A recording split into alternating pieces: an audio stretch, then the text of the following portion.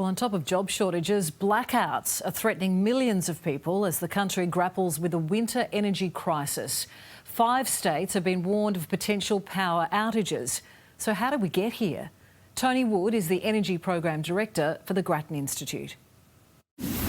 Well, Tony, thanks so much for joining us. We've got millions of people tonight who've been told to ration their power, to conserve, to keep the lights on, to make sure that we don't have blackouts. Are we going to run out of power? Look, I think it's very unlikely. A lot of things have been done to make sure that that won't happen.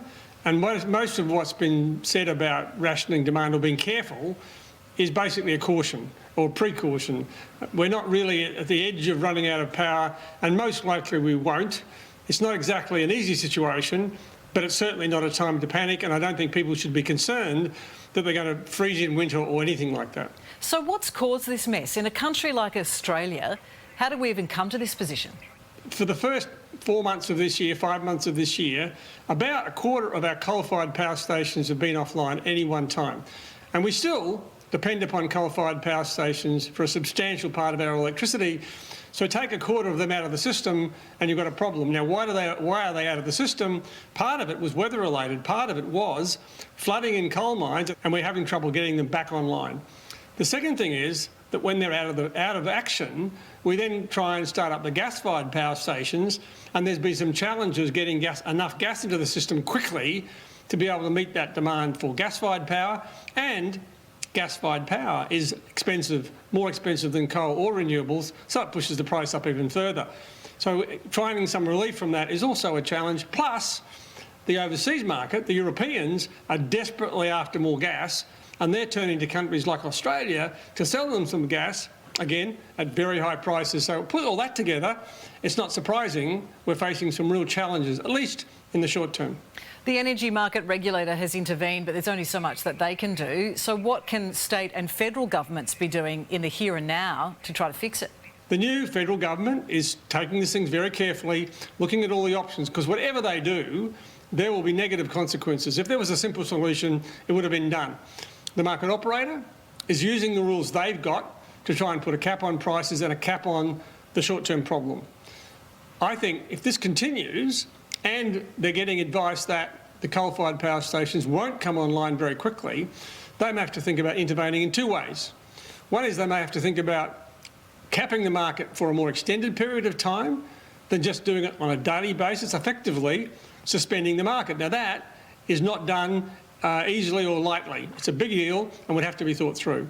The second thing is, if the gas we're putting into the system is too expensive, they should be going to the gas producers and saying, look, you need to sell gas into this system, make gas available, but it's got to be at a fair price.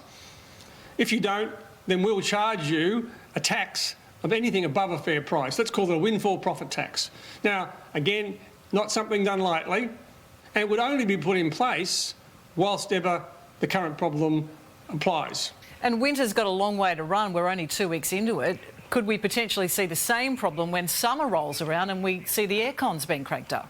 Well, that's long-term forecasting almost in my world, Deb, so I have to be careful with that. Look, I'd like to think that what we do see happening is as we get those coal-fired power stations back online, they do survive through the summer.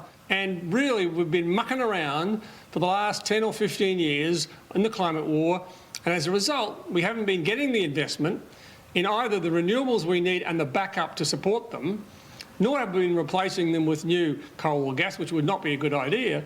But if you don't do either, not surprisingly, the system starts to fall into some level of decay, and it needs to be put back on the front foot. And that means really addressing the fundamental long-term policy issues at the same time as we address the day-to-day right now. And the day-to-day right now, what can we do as households to conserve power, to ration? If you're renovating your house, you'd be making sure that you've got good insulation, making sure that you've got double glazing on the windows if you can afford it. Now, none of these things are cheap. Then it would be sensible to think about what can I do to make my building, my house, my commercial building, more energy efficient? Because I will save money and I'll probably get a good return on that investment. Yeah, good advice. Tony Wood, thanks for joining us. Thanks, Deb. A pleasure. Tony Wood there from the Grattan Institute.